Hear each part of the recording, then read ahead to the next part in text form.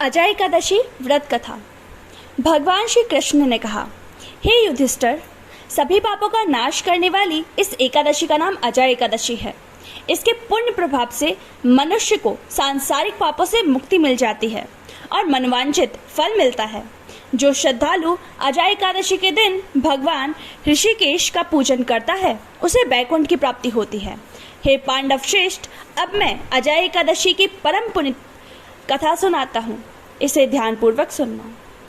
भगवान श्री कृष्ण कहने लगे, हे नृपश्रेष्ठ, प्राचीन काल में सतयुग में अयोध्या नगरी में राजा हरिश्चंद्र राज करते थे।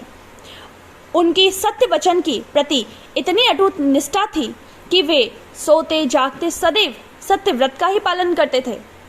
इसीलिए वे सत्यवादी राजा हरिश्चंद्र के नाम से प्रसिद्ध हुए। हरिश्चंद्र अत्यंत धीर, वीर, सत्यवादी होने के साथ साथ महाप्रतापी राजा थे। उनके राजमहल के द्वार पर एक श्यामपट लगा था जिस पर मणियों से यह लिखा था, इस द्वार पर मुंह मांगा दान दिया जाएगा। इस बात की परीक्षा लेने हेतु एक दिन ऋषि विश्वामित्र ने लेख पढ़कर कहा, मणियों का यह लेख मिथ्या है। राजा हरिश्चंद्र ने कहा, परीक्षा करके तो देख लीजिए।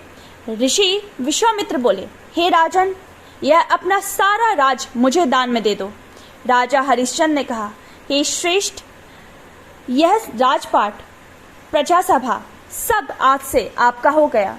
अब आपको और क्या चाहिए?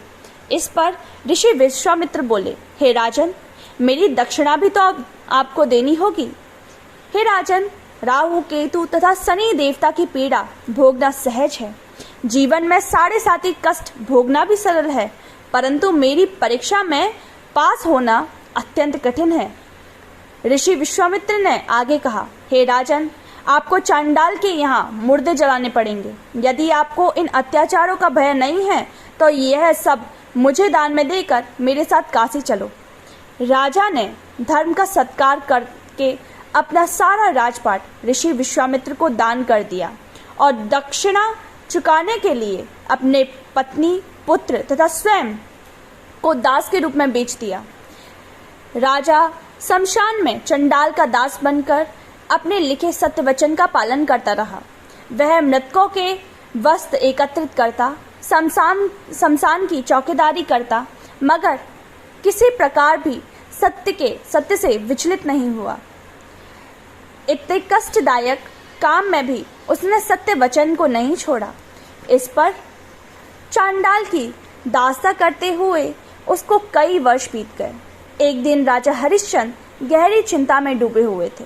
अपने मन में इस कर्म से दुखी हो इससे मुक्त होने का उपाय सोचने लगे। तभी महर्षि गौतम उस क्षेत्र से निकले। राजा ने उनके चरणों में प्रणाम किया और हाथ जोड़कर अत्यंत दुख भरी संपूर्ण कहानी सुनाई। महर्षि गौतम राजा की चिंताजनक कहानी सुनकर स्वयं भी बहुत दुखी हुए। गौतम ऋषि बोले, हे राजन, कल्याणमयी अजय एकादशी भादों के कृष्ण पक्ष में आ रही है। यह अत्यंत कठोर से कठोर पापों को नष्ट करने वाली है। तुम अजय एकादशी का विधि पूर्वक व्रत करो।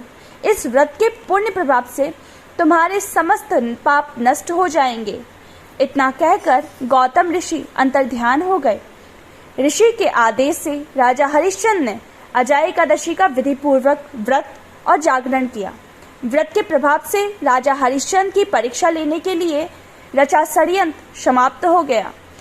राजा का मृत पुत्र रोहित भी जीवित हो गया। स्वर्ग से पुष्पों की वर्षा हुई।